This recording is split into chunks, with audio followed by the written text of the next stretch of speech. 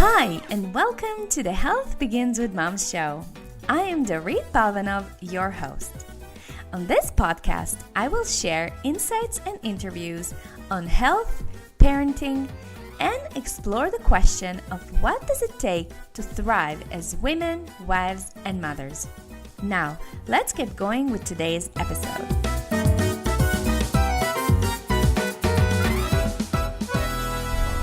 Hi everybody, welcome back to the show. This is Dorit Palvanov, your host. Welcome to Health Begins with Mom podcast. This is where we moms come together and learn how to become better women, better wives, better moms.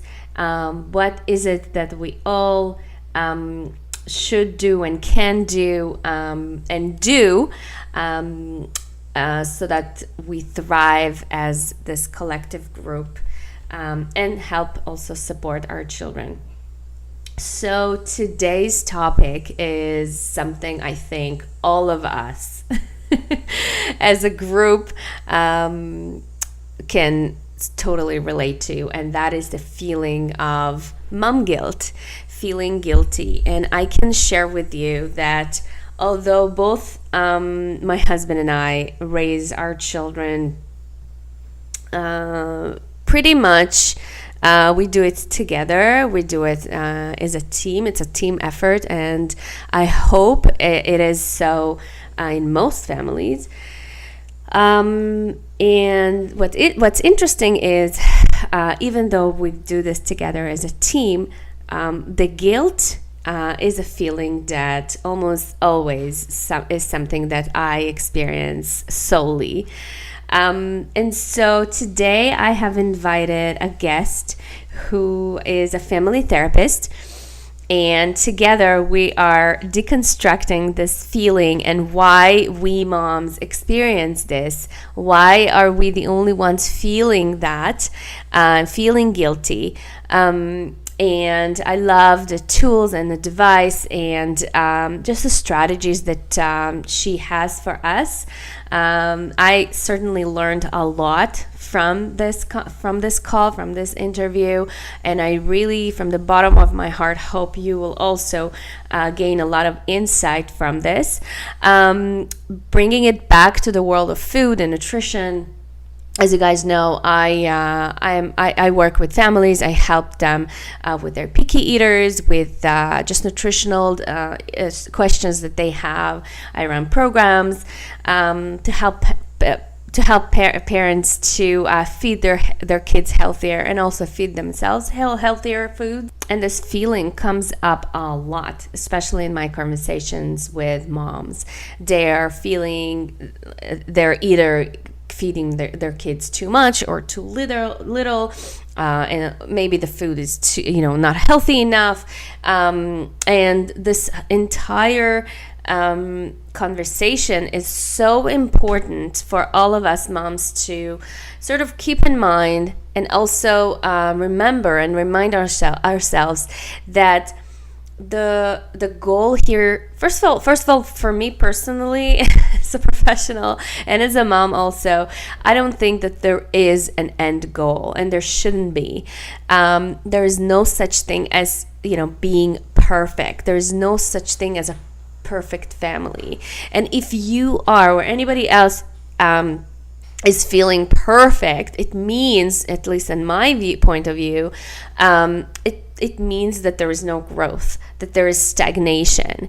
And I think the way I want to view my life, and I also want to teach this to my children, is that you always want to be in movement. Life is about constantly moving. It's about constantly evolving and growing.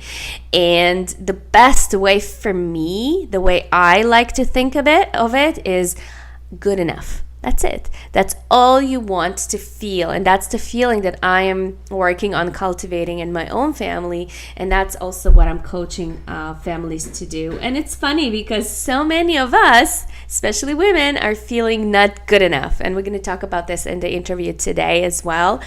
And that's exactly how I think we are wired to feel, because again, like I said, if you are feeling like you're perfect, it means you've reached it. Like, it's sort of like ending. It's ended. Right? There's nowhere else to grow. There's nowhere else to move from, being this picture, this idealistic picture that you have in your mind. So it's all about just never reaching that place. Even, it's always about feeling flexible. It's always about remembering that no matter what, you will always change, you will always be different, and you will always grow and evolve as a human being, as a woman, and of course as a mother. So this feeling of guilt is there for a reason. It is there to sort of entice us and encourage us to grow. And also maybe somewhere it's because there's somewhere this little voice inside of us, who knows, maybe that's the higher power that we're all connected to, and we have all been created from, that is saying, sweetie, you can do better. You can do better. Let's see how we can do it better next time, right? It's not about feeling bad about yourself in that moment. It's about realizing, this little voice is telling you, okay, you've done this, it happened. Let's see how we change and evolve from here onwards. All right, so, I can blubber up, I can talk about this forever. This is a topic that is very near and dear to my heart, but I don't want to keep you. I want to be respectful of your time, and I really don't want you to keep you waiting. So without further ado, here's my interview with Tamar Spilberg. Hi, guys. Welcome back to the show. Today, we're going to dive deeper into a very destructive feeling we mothers experience, I think, 24/7, and that is feeling guilty. We feel guilty all the time and about all things, whether it is something you did or something you didn't do. Now, even though I have done tremendous work on myself, I still feel guilty at times, which is, by the way, one of the reasons I've hired a coach, because I needed someone to help me get out of my head and reflect back to me my true purpose and goals in life. So today I'm interviewing Tamar Spilberg, who is a family therapist, and she helps people to get to the root of their emotional well-being. So Tamar focused her entire career on cultivating skills needed to help people who are suffering. She has helped children and adults who are dealing with all kinds of mental health afflictions, including anxiety disorders, social issues, eating disorders, depression, and self-esteem problems. She has helped repair dysfunctional family units, rekindle waning relationships, and reopen lines of communication among individuals locked in conflict. Tamar has extensive experience in helping those in abusive relationships, as well as people dealing with divorce, separation, and parenting in a safe and attentive therapeutic environment. Her space encourages profound sharing and communication, and I think you're going to love her because I love her, and she has a beautiful spirit, and she's very bubbly and lively. And without further ado, I would like to welcome Tamar. Tamar, welcome to the show. Hi, thank you. Thank you so much for having me on the show. I'm actually very, very excited, and I'm really looking forward to sharing my thoughts and hearing your thoughts, and back and forth with all your listeners. So thank you for having me. I really appreciate it. Great. So before we jump into this very juicy topic and conversation, can you tell the listeners a little bit about your family and also how you've gotten to therapy? Okay, so I am a mother of four. I am married and I have four children. My oldest is 15 and she just finished grade 10. My second, and it's a girl. My second is a boy and his name is Dylan. My oldest, his name is Jerry. And he just graduated grade 8. Tonight we're going for his graduation. So we're very, very excited. I have grade 5. Her name is Sky, and she also graduated elementary school this past week, so we're excited for her. And then I have a little one in grade 6, who is 6 in grade 1. and her name is Levi. So I live in Richmond Hill with my husband and my 4 children. And it's a very, very busy household. But I don't know, I like busy, and I think it's full of life, and it comes with its challenges. And really, I always say to everybody, just take one day at a time. Sometimes it's 1 minute at a time, really. But it makes Yeah, it better. It helps us concentrate on the here and the now. It helps us be mindful, and then we move on and we do it together. So I really enjoy my life. that's great. So how have you gotten to the world of therapy and all of So that? I started my academic career. So my first degree is actually in psychology. And I was always interested in, human development. I always was interested in children and working with children and relationship. Really, that's where my interests have always lied. I did take a detour from my academic career where I own Gymboree. So for those mom who goes to Gymboree Play Center, so I owned it for a site of it, a franchise for 5 years. But after that, I really felt that as much as I was helping all these mom and their little ones, and I would love to talk to them and do a lot more education stuff with the mom, not just the physical in the center. My calling was to work with families. It really, really was. So I decided to go back to my master's, to complete my master's in social work. And I started working in different agencies. I also worked both in an elementary school and at a high school. And now I'm just concentrating on my private clinic, and I'm really enjoying it. I do feel lucky, and that I can say that I love going to work. I really do, and I love what I do. So I feel blessed that way. I love that you're sharing that, because a big part of this show and a part of what I do and what I feel called to do for women is to inspire them and encourage them to be true to themselves and to show up in their own lives and be really attentive to this calling. So what you're talking about is, and I just want to acknowledge you and say thank you Thank in you. the name of all the people who you've helped, that you had the courage to look within and be honest with yourself, and also with, because this is a gift that you've been given. And I'm so impressed that you are actually using it to better this, to make this world a better place. So just wanted to add that in. Thank you. Okay. Thank you. And sorry, I was just going to add also, and even with that, like, I love my work, and that's probably what a lot of the moms on this site can relate to. But there's also, of course, the mom side of me, right? And some days, like, you feel like your calling is this, and sometimes is that. And I think it's okay to know that you can be more than one thing. Like, you can't be more than in one place, because that's really not mindful. But like, you can definitely have many parts of you. I always say, if you collect all the people on this earth who knows me, you would really know who I am. And not because I'm not myself with everybody, it's because there are different parts of me that shine with different people. So right, we're very selective. Yeah, so it's true, we wear many hats. And I think that's the reason why the second episode of this podcast is all about breaking the myth of the work-life balance. And I talk to people about the fact that it's not the balance that we should be looking out for, it's the harmony, it's the feeling of harmony between the different aspects of our lives. So Tamar, I really want to jump right into today's topic. And maybe we can start by talking about, why do we feel guilty? What's the root of this feeling? Well, I think, to be honest with you, the definition that at least I use with my clients on guilt is as follows. Okay, so that's how it goes. It's about the expectations that we have of ourselves that doesn't actually match our own behaviors. Okay, so I'll say it again. So if your expectation of yourself is, I always give this example, to call your mother every day, but you don't do so, then you would feel guilty.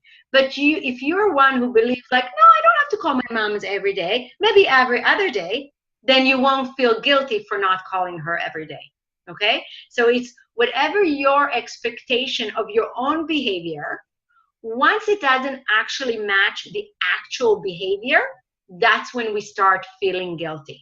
So when I work with my clients, I concentrate a lot about the expectation. Now, that being said, of course, where do your expectation are driven from, right? Is it Yeah. your own expectation? Is it the expectation of society? Is it the expectation of your parents, your siblings, your husband, your partner, right?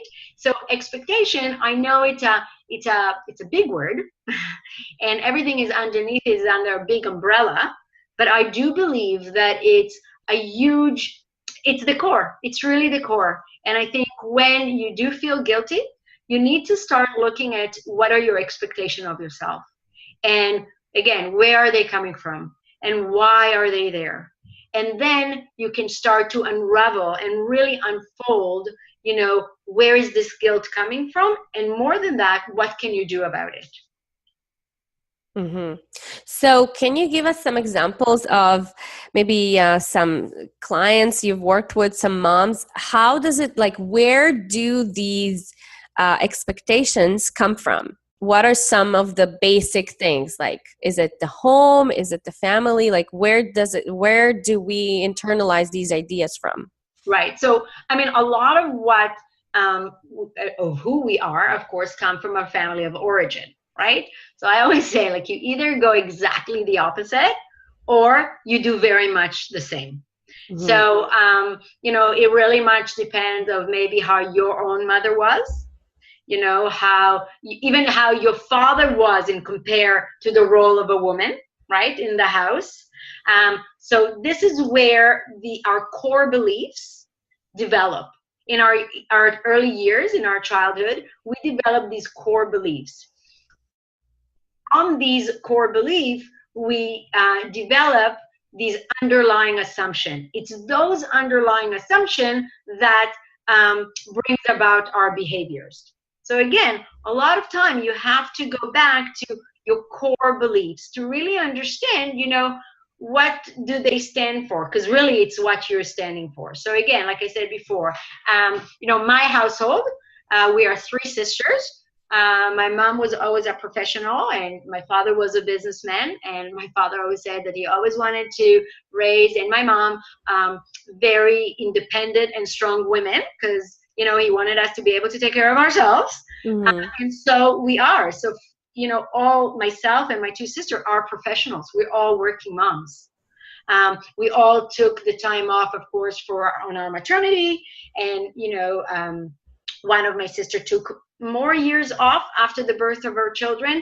But this pull to be a working mom is almost, I would say, ingrained in us, right? Like that's who we are. I don't think there was ever a question in my mind that I wouldn't be a working mom. I have to be honest with you. Of course, sometimes, and this is where the guilt comes, and you say, so where's the origin? So sometimes it's the family of origin, but then things add up. So if I see, like, when I rush to carpool at the end of the day, and of course, I'm always the mom that is late because, my last client took a bit too long and I'm rushing in the traffic. And sometimes I see these moms that were able to, volunteer this morning, and they're always on time. And when their kids forget their lunch, they're able to pick it. Usually I have to call my mom and say, Mom, can you go drop some sandwiches for, Sky at school? So sometimes I look at them and I'm like, oh, I feel so guilty. Like, is something wrong with me? Like, maybe I should have taken these years off. And, so this is where the guilt comes. So, because it's my expectation that I see these other mom and I think, whoa, maybe like what they're doing is way better. And sometimes I even feel like maybe what they see in me, their expectation of me is to be there on time. And of course, my good friends at school knows to kind of keep my daughter next to while I'm late. But, again, this is the problem. It's not just what we believe in and what we want to see of ourselves, but it's also what we think other people believe in, how they see ourselves. So it's I think it's a mixture, and it's very, very hard, like you said, to balance all of that. And I think you need to be comfortable and okay with what you are. You need to understand why you're doing what you're doing. Like, you need to be okay. Some moms that I see do come because to me because they feel guilty, because they say, I can't stay at home. Like, I would go crazy. I want to be with my son or my daughter, but like, I gotta work. Am I a bad mom? Am I a bad mom because I don't want to be with my children at home? And I said, you don't not want to be with your children at home. You just also have the need to have this other part of your life awakened and stimulated and kind of being charged. And I think that's okay. If you are true to yourself and if you know it in your heart, I think you follow it. Right. So let's talk a little bit about how to mediate this feeling, because you've shared your own story, and even though you're a therapist, you are still human being. Oh my God, yes. So you're still feeling this feeling. So what you're saying is basically that it's normal to feel this way.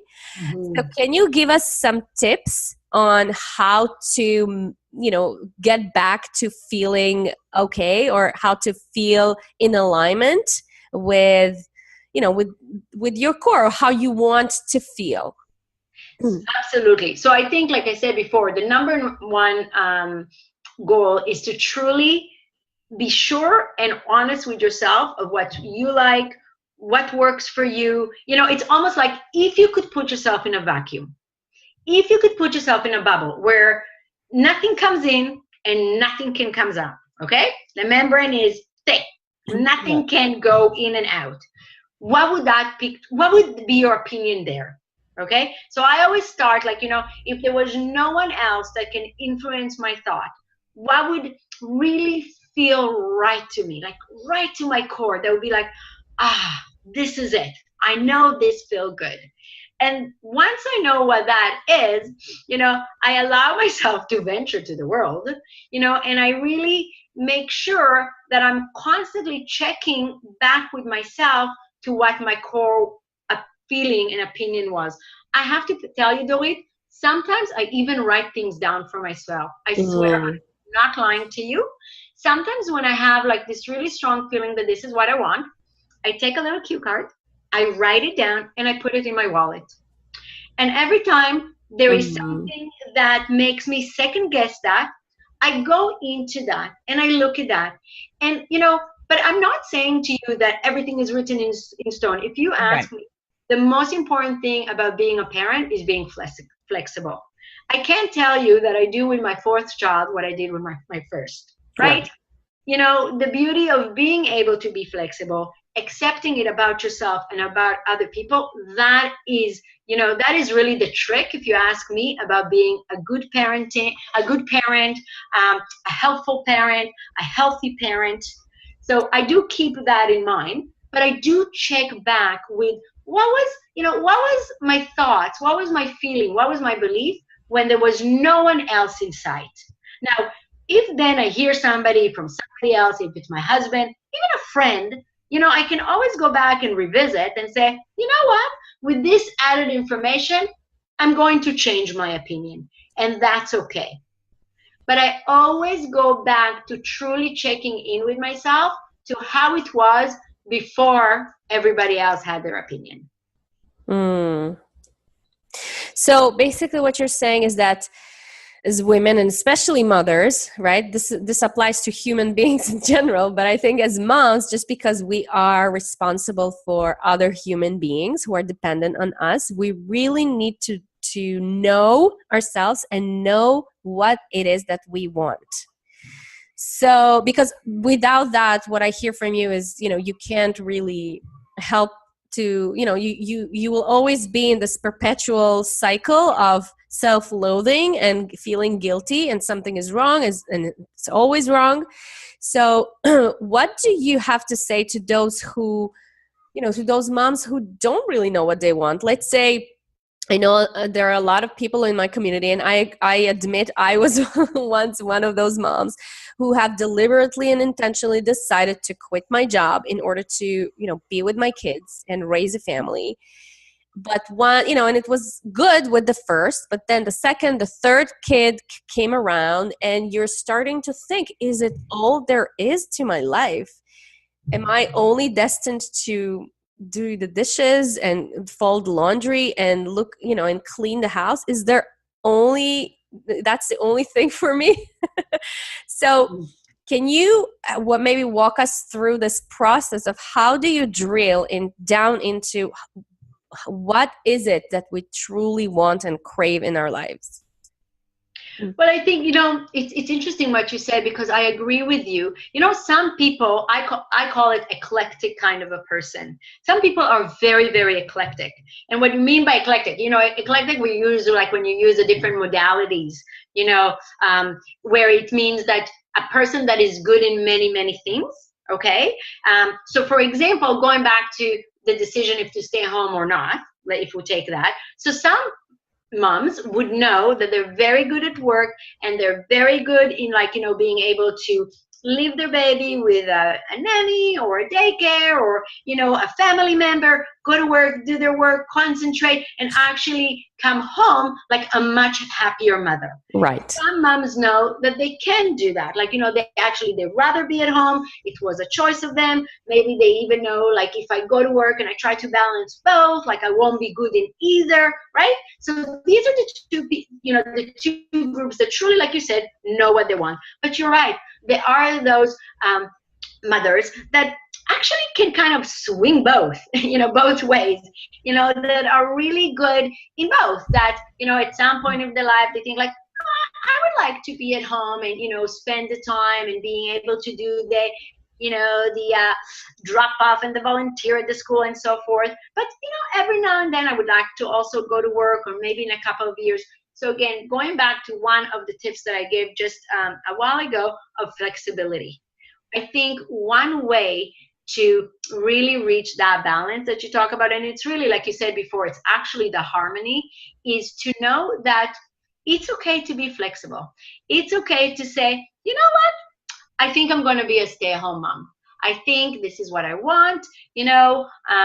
I want to, kind of devote my time for my children. I want to be able to be there. I don't want to be stressed driving to work and rushing. And what if the baby is sick? This is what I want. And that's what I'm going to do. But let's say, like you said, a year passed, maybe a second child or a third child, and you all of a sudden said to yourself, oh my goodness, this is not really for me. So because you said that you're going to be a stay-at-home mom for your first child, doesn't mean you have to be a stay-at-home mom for your third child. You can absolutely be flexible and make the choice of change, right? So, I mean, I think one of, if I can say, and like I said, I was never a stay-at-home mom, just for the maternity years, but I think that one of the reasons that stay-at-home mom stay even longer than maybe, they want to, is because once you're outside of the workforce, it's very hard to get back in, depending on your profession. Right. Sometimes you need to retrain. Sometimes you need to put yourself out there, and I think those are those external factors that we talked about just a little while ago, where I said, when you're in your bubble, in your vacuum, maybe you actually want to go back to work. But then there's all these external factors that make you not, right? Mm-hmm. So flexibility will be number one for me, really being willing to change your mind, and not, funny enough, but not feel guilty about it. And also not to think that we have to be the same kind of a parent to our first child or a second or a third. Children are very different from one another, even if they are siblings. We are very different parents, depending on our age, depending on our stage in life, depending on how many kids we have, depending on the season sometimes. So I think it's okay, and it's actually most important to be able to change your mind, to be able to look at things a little bit different and say, today, this is how it's going to be. It doesn't matter how it was yesterday, and it doesn't matter how I think it might go tomorrow. Today, this is what I'm going to be. Right. So like, just like you said before we started recording, it's taking every single day at a time, like a day at a time. Yeah. So what I hear you saying is that basically it all goes back to being intentional and deliberate about your life choices, and not and allow yourself to take some time and, like you said, you're taking notes and just sort of reflect on, where you're at or how is it going, and when you need to maybe fine tune or change your approach, maybe, right?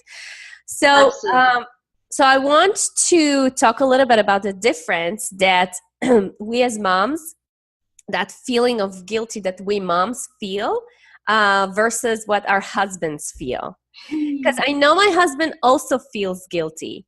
And obviously it is not being shared as much as, you know, for example, I do. I know I share among my feelings a lot more than him. So can you talk a little bit about how is it different? You know, the feeling that we moms feel versus our husbands? Well, sure. I mean, to be honest with you, I truly believe, and I'm sure, and I know science can prove it, that our brain is very different than a male brain, right? So I think we have different wiring, and even if you think about cavemen, where the men were the hunters, which basically meant that they could go away for days, for weeks, I think, right, looking for the next meal for the next few weeks, and us, the women, were the gatherers. And I think that our brain wiring is actually different, where it is a little bit harder for us to stay away. I think, to add to that, so to add to science and just genetics, but I also believe that society, to be honest with you, have trained us that way, right? So how many men do you know take a paternity leave? I love seeing men take paternity leaves. I think there should be more.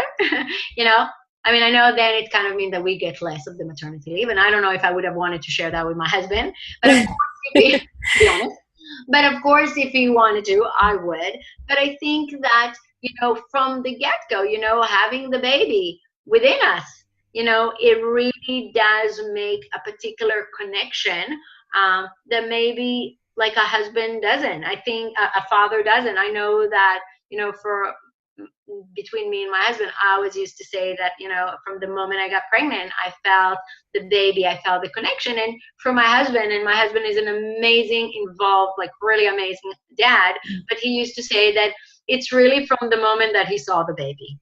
So, like I think, and he was very involved. He came to all the meeting, he felt the baby kick. Yeah, he did it all. I made him. I think partly I made him do it all.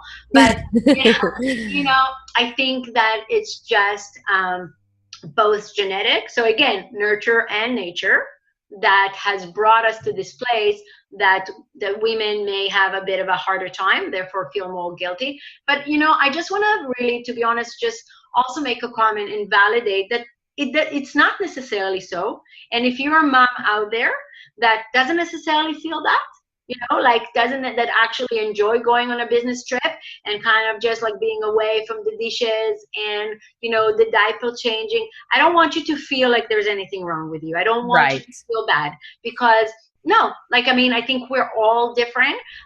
Even two women, brain wiring might be different.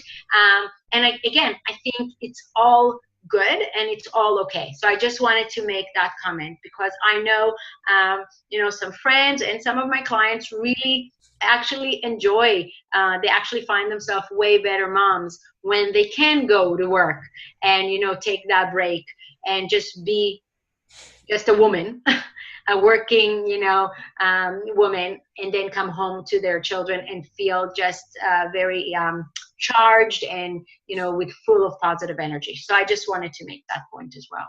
Thank you. Thank you for mentioning it, because I think it is important. And I also have some friends who are working women, and I have to say they're doing a great job when it comes to raising their kids. The husbands are very involved. And also, and that's actually my next question, they really do understand that it takes a village, and they've come to terms with it. Like, they just feel good about asking for help. So I wanted to ask you, what is your take on, it takes a village, and how can we, just feel good about allowing other people to be involved in the parenting? Yeah. So I have to tell you, I absolutely believe in that statement. I live that statement. Okay. I'm the greatest advocate of that statement, to be honest with you. And I think that when we do that, we actually really get the best for our children. So I'm very, very lucky. Like I said to you before, I'm one of three sisters. I'm actually the baby of all three of us. So definitely being the last one to have the kids, and my sister and my parents are here as well. So I definitely rely on family a lot, and my mother-in-law as well. So I definitely rely on my family a lot for all the helps. I think the harder part is to extend that village outside your family of origin. And what I would like to say is I encourage that, because I think that, the more eyes there are on our children within our community, the better it is. The safer they are, the more kind of in tune we are with our children and somebody else's children. And that only can make our society healthier and better. So yes, I do. And I have to be honest with you, Dorit, it's, again, like you said, even though I preach it to my own client, it's very hard. I'll give you an example. My kids finish school tomorrow. So next week I work. My kids are not at school and they're not in camp yet. So I have to rely. And it's fun to be with grandma and grandpa, but after a while, it's not so much fun. So I have to call in on my friends and my kids' friends' moms.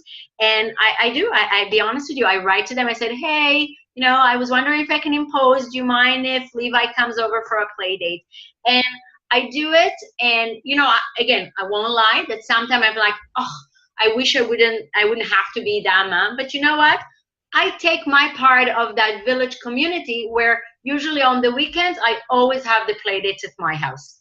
And sometimes when the mom says to me, no, it's okay, they can come to me, I'm honest back with them and I say, you know what? I really would appreciate actually if they were at my place so I can feel I do my part as well. So you see, it's all about honesty. It's really feeling comfortable and being honest and real with your feelings. Saying to the other mom, I actually kind of always feel bad that I'm always the one asking for you to pick up or to have them at your house. Do you mind? Do you mind that now that it's the weekend, it will be at my house? It will make me feel that I'm also doing my part and contributing. And, it might make me seem a bit more vulnerable, but actually I think it shows great strength. Right. So that's my part of it. But again, I want to make it real. Of course you feel guilty if you're the working mom and you always have to ask the other parents to pick up. Yeah, you feel guilty. But if you know that you do your part, and if you know that it's the best thing for your child, I think the guilt, then your expectation, right? Because isn't our expectation is to do the best from our children?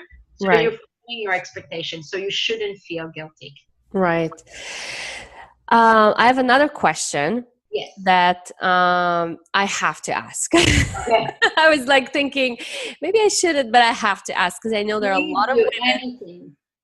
I know there are a lot of women who experience these feelings. And so I want to ask you, what advice do you have for women who are dealing with either their mom or their mother-in-law, who are women that draw their identity from their own motherhood experience? So I know women who, when they were in the motherhood stages, they always made sure that the house is like super, super clean and that don't come to my house. that the meals are always, that the meals are always homemade, and that there's always something clean to wear and all the clothes are ironed, and then these moms grow, their children grow to be, in my generation, women who want to have a career, they want to grow.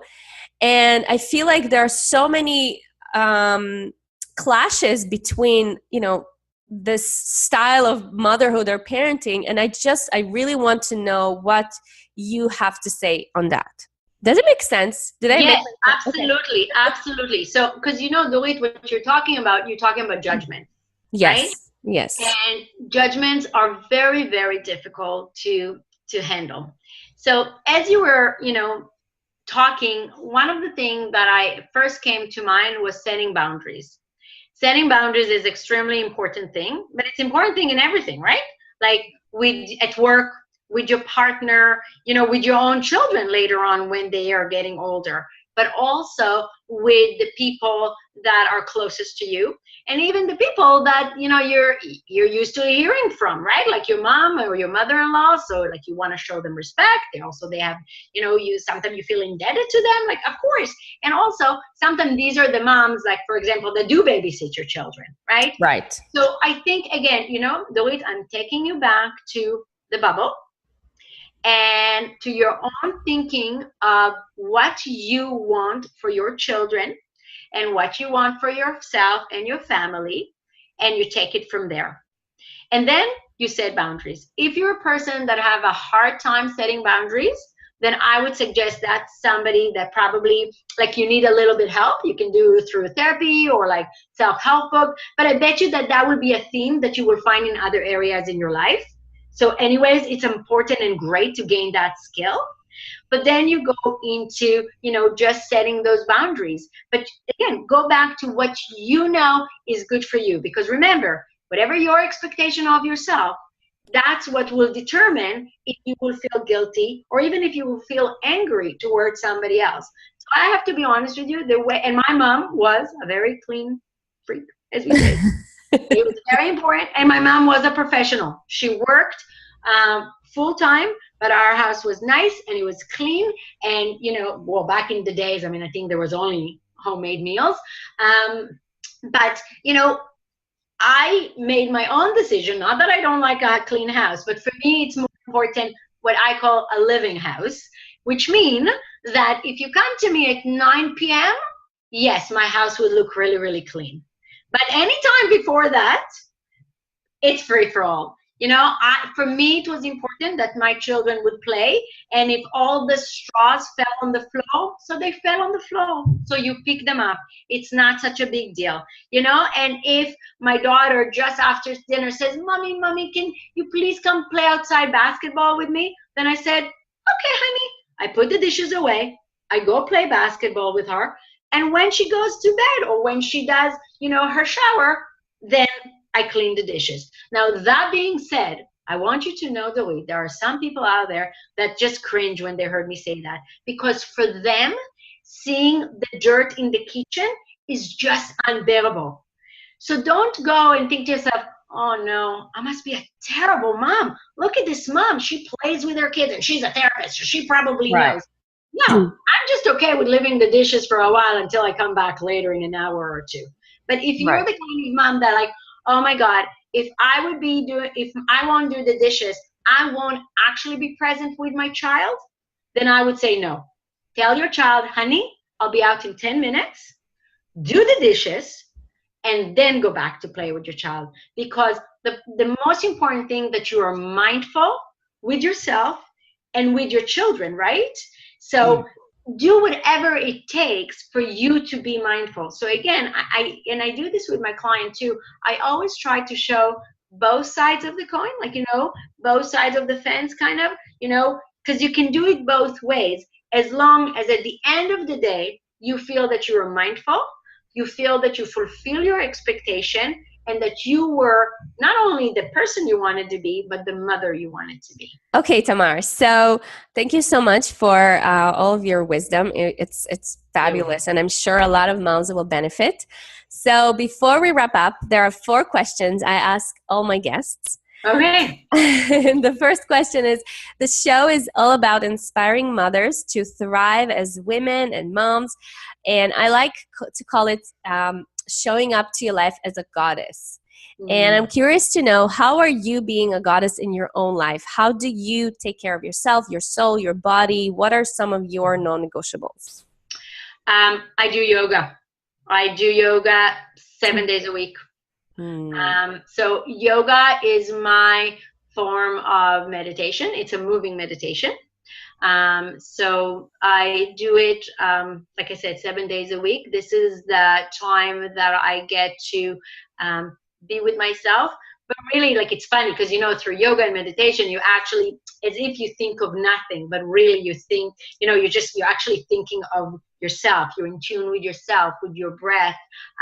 So I'm, yoga is my religion. So I definitely do that. Now, I also have to be honest that I'm also a runner.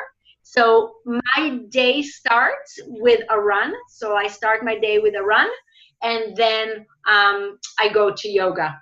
So that's kind of my, my Non-negotiables.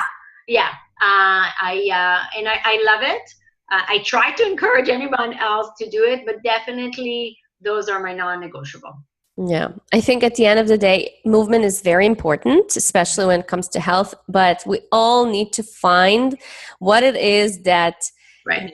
the best thing for us. Because for me, for example, I love yoga, but I am not a runner. But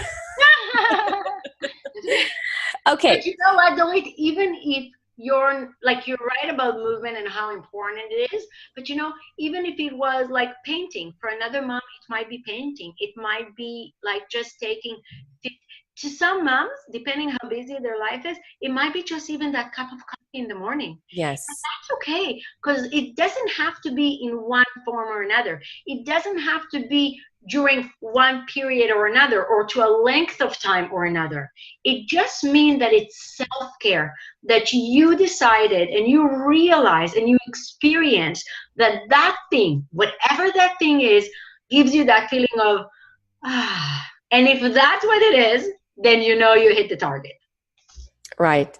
I have to say that from the clients that I work with, there are many, many women who find that comfort in chocolate or chips or other unhealthy snacks, and they know it's unhealthy. So there is this sort of they feel sort of like being torn between just wanting to relax to be and really feeding their body healthfully. So Right. it's definitely it's something that But even with that, like, you have to look at it. And again, I think everything in moderation, there's not a problem. Like, if you need that cube of chocolate every night, make sure it's dark chocolate, because I think that's the healthier choice. But I think it's okay. Again, what would concern me if then this woman would feel guilty about it.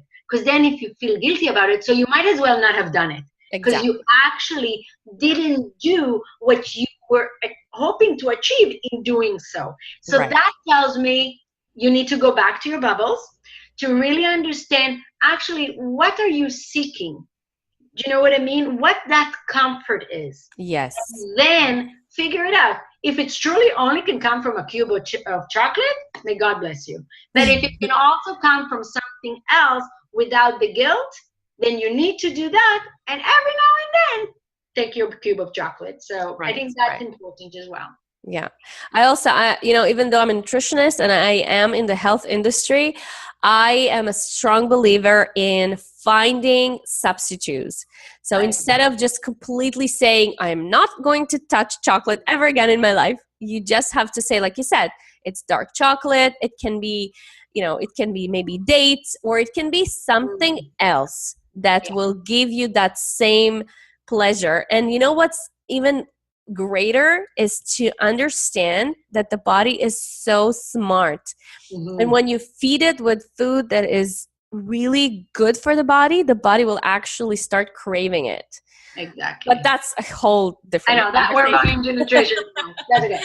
Okay, so my second question is, what advice does your now mommy self would have given to your pre-mommy self?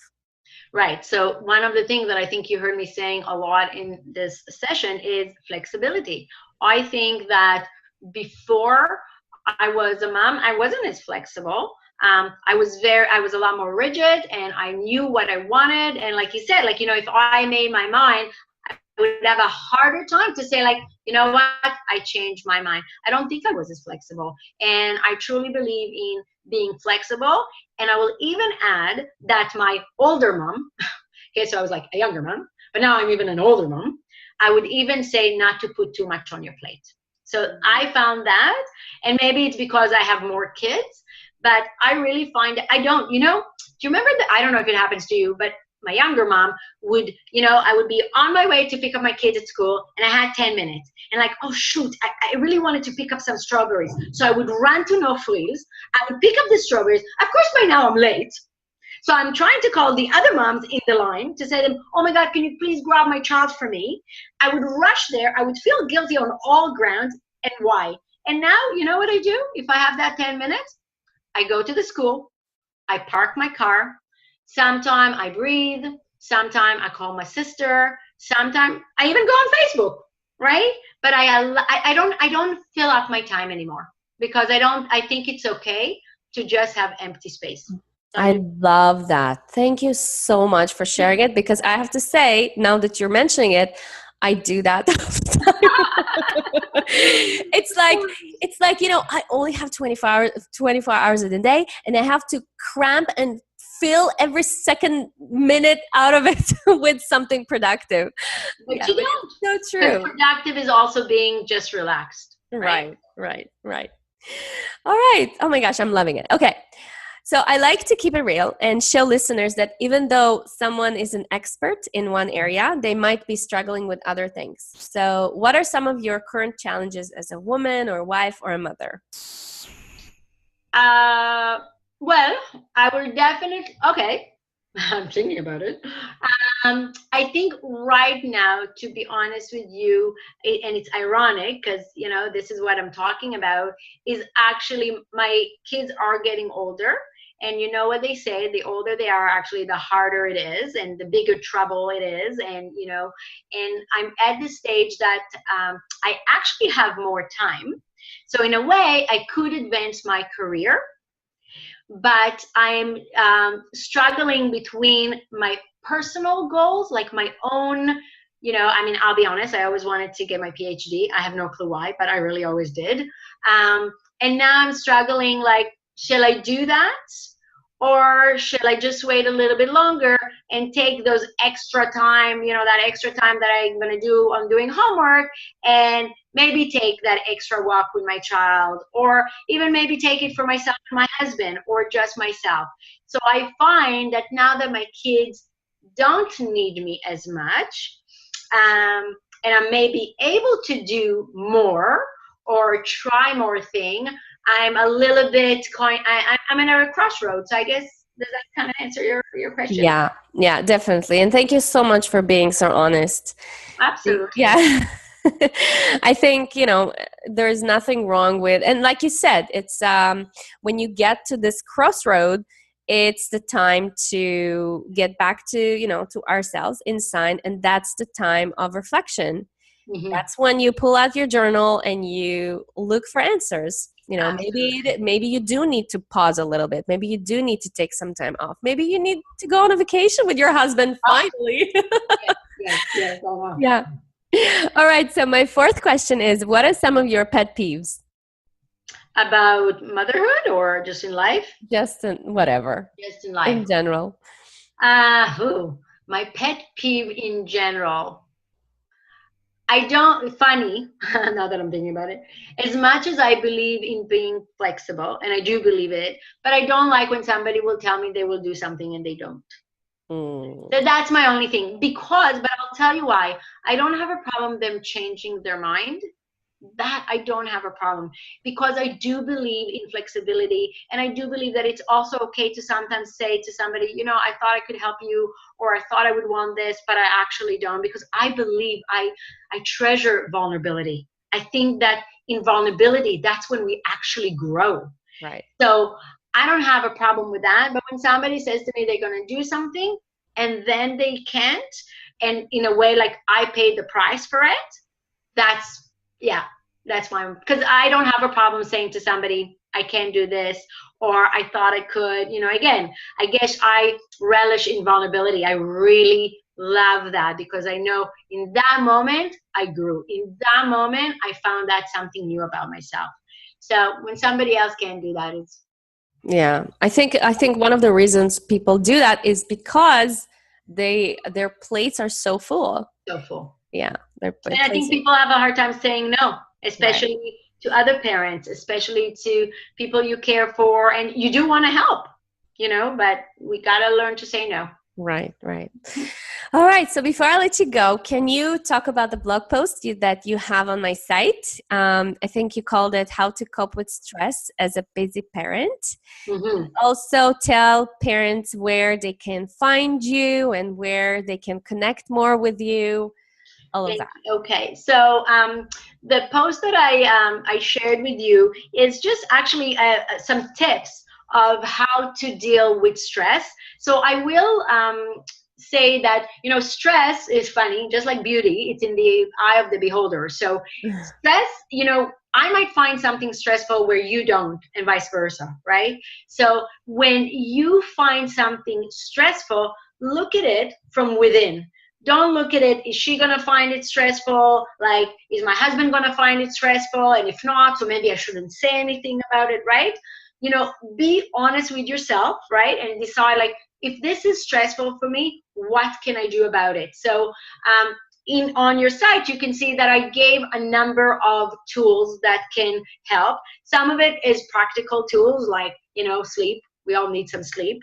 Some of it are just kind of more external, like decluttering the house. I always say to my clients, my friends, even my children, I always say, like, a messy house is a messy head, right? So I think it really, really helps to do that. I gave also, of course, because I'm a true believer, I gave the idea of relaxation and mindfulness and yoga and meditation. So it's just some tools and some ideas of how to distress yourself. I have some more information, and of course, anyone can contact me. My website is balancethroughtherapy.ca or .com, where you're going to find me in all the areas where I work and help people. And also my phone number there. So I don't know if you want me to give my number here. Sure. Okay, so my direct line is 647-885-8756. You can text me, you can call me, you can even email me through my website. You can ask me any question. Questions are for free, and I will absolutely take the time to call back or to answer your email with details and really try to help you and guide you. It's not just about you coming to therapy to me. If I can help you with something and the answer wasn't therapy, I would just feel as satisfied and as happy that I was able to do that to another person on this universe, on this earth. So please feel free and don't feel like, oh, if I call her, she's gonna think I want to come for an appointment. Really, it's just to connect. It's like the village, right? The village that we're talking about.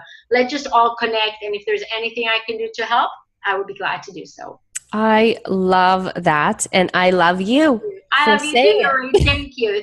You're amazing. And I want to, acknowledge and, thank you for putting this out for other moms out there, because I think it's amazing, and there are those young, I remember, when I was a younger mom, luckily one of my sister had her child at the same time as me. So I had that connection. But, when with my youngest, I was older. And most of the ladies my age and my friends didn't have more kids. Some of them maybe got a puppy, but definitely not more kids. And I have to be honest with you, I was alone. So I would join all these groups and I would go to all these programs, and I'll be honest, close to my 40s. And all these moms were in their 20s or 30s. But, it was okay because, we can all relate and connect. And putting this out there really bless you. So thank you so much from all the moms out there. Thank you. Thank you so much. You're welcome. Thank you so much for this conversation. You're welcome. Thank you for listening to the Health Begins with Moms show. I love hearing from you, so please post your comments and questions over at healthbeginswithmom.com/podcast. If you love the show, please share it on social media and in your real life with other moms who might enjoy this content. And if you have a burning question or topic you'd like me to hit on the show, just drop me a line at dorit@healthbeginswithmom.com. And if you love this show and really want to support it, please go to iTunes, write a review, and subscribe. Thank you so much for listening, and I'll catch you next time. Much love and many blessings.